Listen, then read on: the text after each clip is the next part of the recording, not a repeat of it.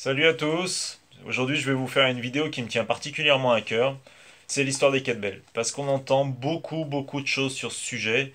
Et je voulais apporter un petit peu mes recherches personnelles, donc qui sont issues du site de l'International Union of Kettlebell Lifting, ainsi que de l'International Gyrosport Federation, et aussi de celui de mon confrère danois Thierry Sanchez, qui a fait un très beau résumé sur l'histoire des kettlebells.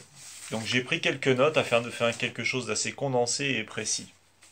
Donc déjà, les kettlebells remontent à la Grèce antique. Il paraît qu'en Grèce, il y a un musée qui s'appelle le musée Olympia, où on peut trouver une kettlebell de 183 kilos et, accrochez-vous, il y aurait écrit dessus a été soulevé au-dessus de la tête à un bras. Imaginez la force du gars. La bouffe, elle était saine à l'époque, hein, je vous garantis, hein, pour pouvoir faire un truc pareil.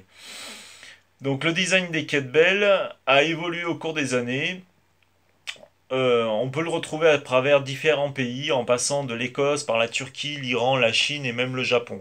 D'ailleurs, au Japon, vous pouvez encore aujourd'hui voir des kettlebells sous une forme carrée. On dirait un petit peu un moellon avec une poignée à l'intérieur. On les voit beaucoup jongler avec. Donc pendant des siècles, lever des poids, ça faisait partie intégrante des démonstrations de force dans les festivals de la classe ouvrière. Donc beaucoup de gens se lançaient des défis à soulever des charges lourdes ou des charges un peu moins lourdes, mais avec de nombreuses répétitions. Et je suppose d'ailleurs, d'après ce que j'ai pu trouver sur l'histoire du kettlebell marathon, que ça vient d'ici et que un jour un homme a décidé de soulever le plus de fois possible une kettlebell. On fera un sujet là-dessus parce qu'il y a pas mal de records qui sont relativement incroyables sur ce domaine.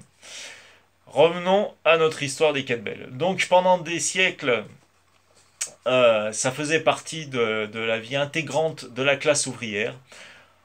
En Russie, d'où vient donc le sport des kettlebells, le gyrosport, le poids standard pour peser des marchandises, c'était un pound. Un pound, c'est environ 16 kilos. Et c'est comme ça, en fait, c'est en partant de cette base-là, pardon, qu'on a pu avoir une base de poids pour les compétitions. Donc ils sont partis de 16 kilos, après il y a eu 24 kilos, 32 kilos. Ce sont les trois poids de référence des compétitions encore aujourd'hui en gyrosport.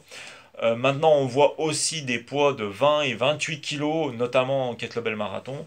Mais 16, 24, 32 restent les poids de référence. Donc le vrai nom de la kettlebell, c'est la Gyrya. La Gyrya, ce nom que nous connaissons aujourd'hui, il a été mentionné pour la première fois dans le dictionnaire russe en 1704. La Gyrya, c'est la kettlebell. Donc de Gyrya est sorti forcément le mot Girvoy, Girvoy Sport. Le pratiquant du Girvoy Sport, c'est un Girvik pour un homme, Girivichka pour une femme. Depuis 1900, les artistes du cirque, les hommes forts, les militaires, ils ont énormément utilisé les kettlebells pour leurs entraînements, pour toutes les raisons que j'ai pu citer dans la vidéo précédente, le développement de l'endurance de force, la force pure, la puissance, le côté pratique de l'outil, etc., etc. Donc les kettlebells se sont beaucoup répandus dans les zones rurales, dans les usines, chez les étudiants, dans l'armée, dans la marine. Donc on peut, pour vous donner un ordre d'idée, dans les années 80, 100 000 kettlebells ont été produites dans 80 usines de l'ex-Union soviétique. C'est pour vous dire la popularité un petit peu qu'elles ont pris dans ces pays-là.